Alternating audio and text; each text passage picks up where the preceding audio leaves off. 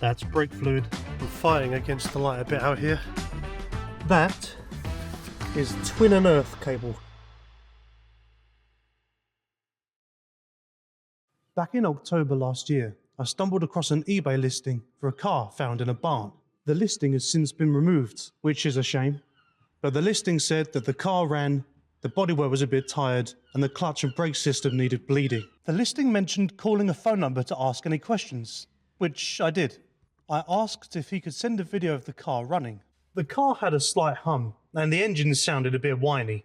From what I could see in the pictures, it looked like there was a great big pile of crap on the roof, which looked like spare parts. The car screamed all kinds of fire up the quattro to me. So I made him an offer.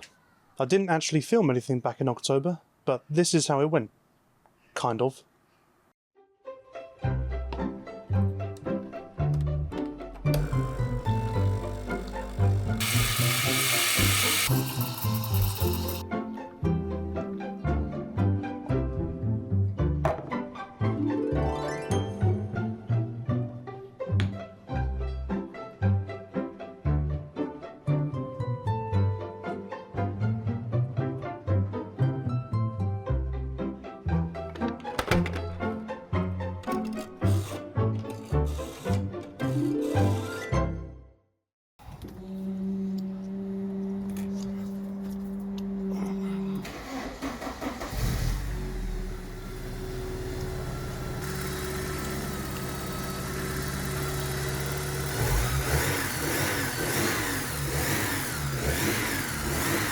Okay, great. I'll get back to you. Thank you.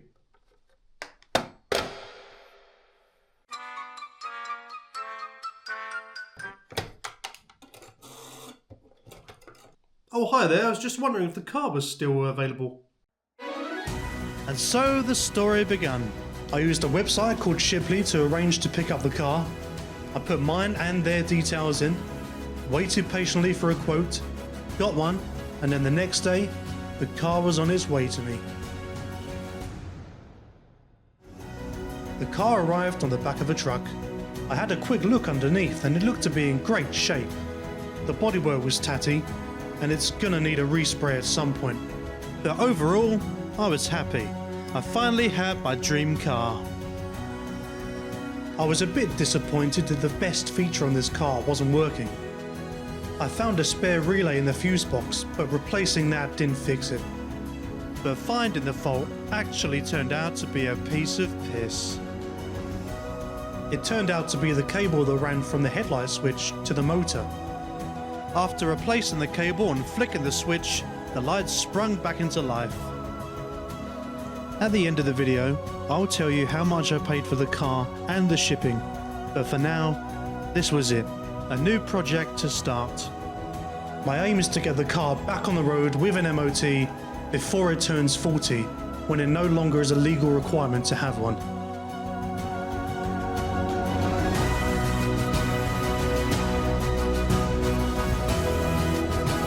The car has had 16 owners, 3 plate changes, no MOT, and it hasn't been on the road in over 20 years.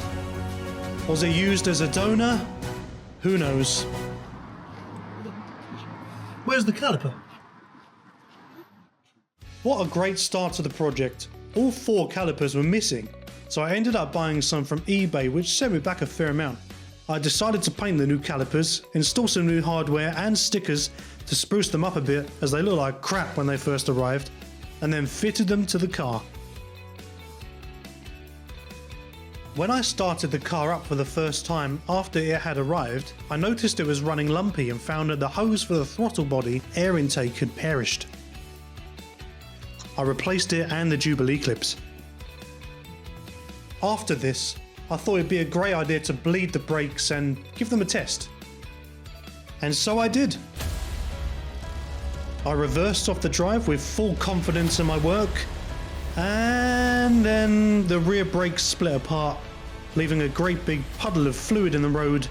Not only that, the clutch pedal also fell to the floor. Shit. So I went on holiday to Australia, saw some kangaroos and forgot about all the troubles with the car.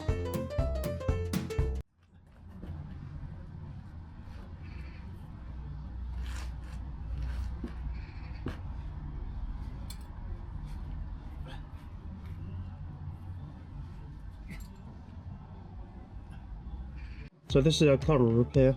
It's quite hard to see, but just back here there's a tube which you can just about see it, just at the top there. Now that goes around here to this tube here, which is feeding the other side. I need to cut this pipe and replace it because the other end of it is so corroded it just snapped away. So I'm going to cut it here, and then the rest of it looks okay, so I'm going to leave that as it is.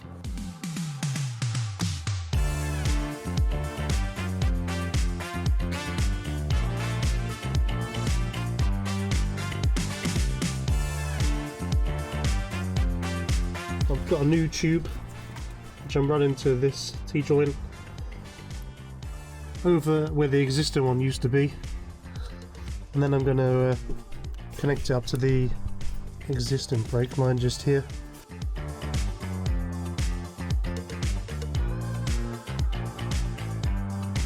I think each time I work on this car, another piece of watch comes off with it.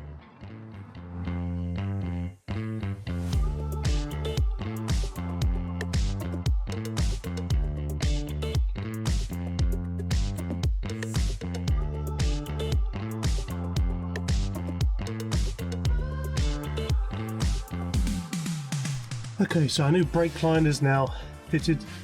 It runs to a little T, which is just up here. I'm just going to undo that bolt because it'll make it a lot easier to connect the new line once I put an end on this. As I was about to undo the bolt for this, which just sits here for the little T, just here, I noticed this. Looks like it goes to the back of the car. That is twin and earth cable from probably an extension lead or something. Yeah, that's concerning. So I've just explored a bit more on that twin and earth cable. Turns out it does go to the back of the car, and also this isn't the only one.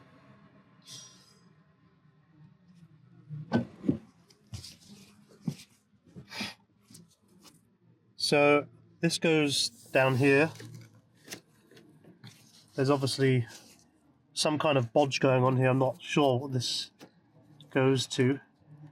But there is an earth up here, which is kind of loose. I'm just going to have a fiddle about and see what works and what doesn't if I undo that. Okay, so I've undone this earth, and I found that now the car doesn't start. Turns out that cable is actually for the fuel pump. Why'd they run an earth from the front to the back? Surely there's another earthing point in the back of the car. I have just found another one that isn't connected to anything, and this one goes to the starter motor. So this is where the twin and earth cable connects to. There's a terminal block which connects the brown to the red. Yeah, and goes straight to the starter motor. I'm not sure why. I've now rectified it with a new cable, as you can see, and crimped on a new end, and that is all working. But God knows what has happened to this. So today I'm going to replace the pipe that was here for the master cylinder for the clutch, make a new tube to go down to the bottom, and give it a top up, see if the clutch works again.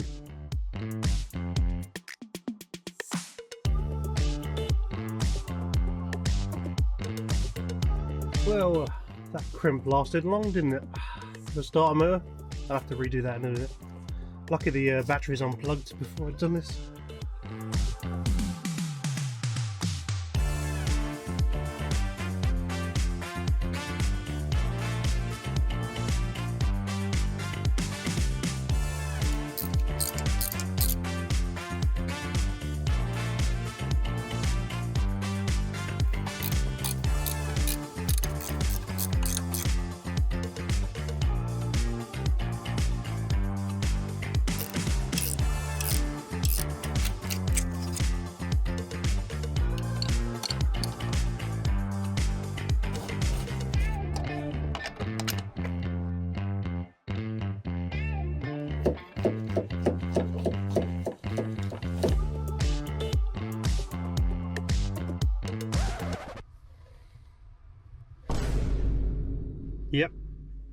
That's brake fluid. Ah.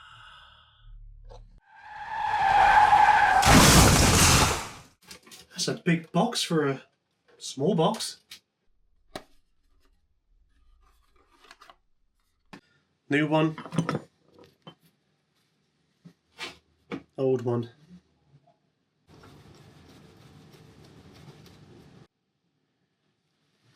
Alright, let's go and fit it. I'm fighting against the light a bit out here, but hopefully I can get it done.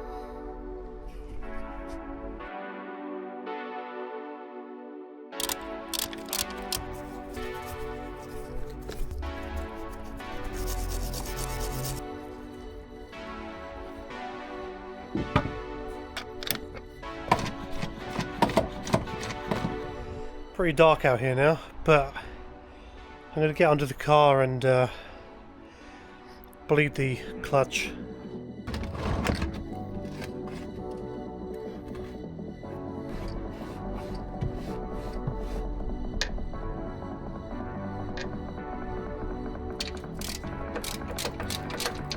Annoyingly, I've lost my crimping tool, so I'm just going to have to use pliers for now and hope for the best.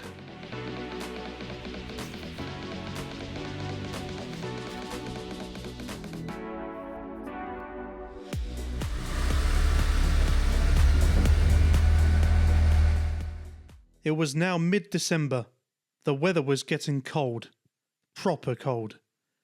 I decided to move the car slightly outside the garage and carry out a timing belt change. I didn't get any video of this, so here are a few photos. I'm not a mechanic by trade. I work in IT, but the Cambelt and Waterpump change on this car was incredibly straightforward.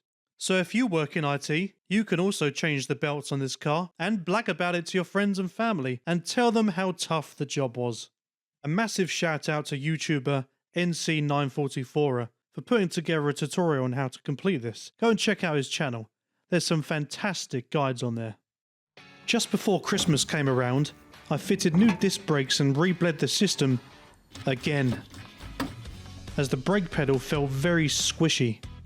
Okay, so fast forward a few days, it's now the next weekend when we were doing the brakes. They were squishy. I would basically put my foot down on the brake when the engine was on and it would go right to the floor. So I've now got a new master cylinder to fit and hopefully that fixes the issue.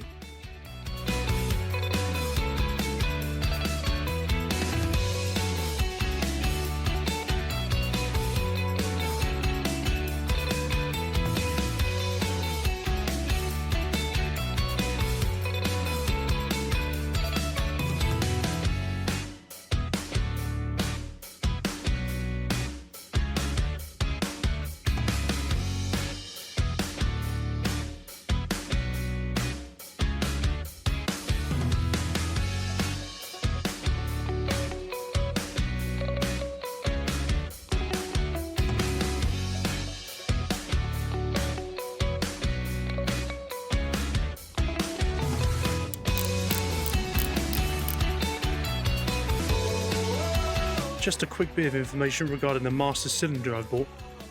This one. It's actually from a Mercedes 380 and it fits the Porsche and it's a fraction of the price. I will leave the link in the description.